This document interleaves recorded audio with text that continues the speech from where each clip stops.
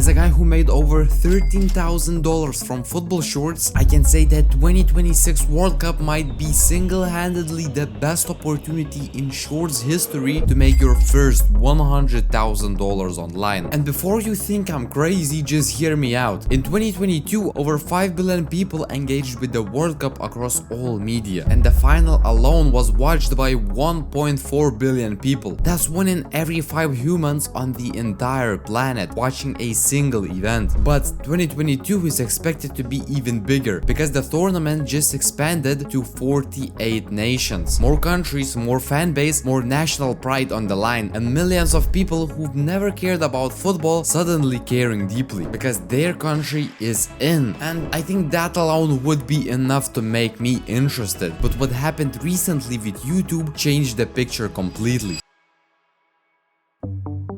You see, in March 2026, YouTube officially partnered with FIFA, becoming what they call a preferred platform for the 2026 World Cup. And this matters more than you think. First, FIFA is unlocking part of its digital archive on YouTube. Decades of iconic moments, full classic matches, legendary goals posted right on their own channel. And on top of that, YouTube is giving a selected group of creators special access to footage and matches to make content around the tournament. There's even stuff that's never happened before, like media partners getting the option to live stream the first 10 minutes of every single match on their YouTube channels. The whole tournament is being pushed onto YouTube harder than any World Cup before. And here's what that means for you. When YouTube and FIFA are both pouring this much official football content onto the platform, the audience floods in with it. More people watching football on YouTube means more demand for football content overall. But there is one last reason, the cherry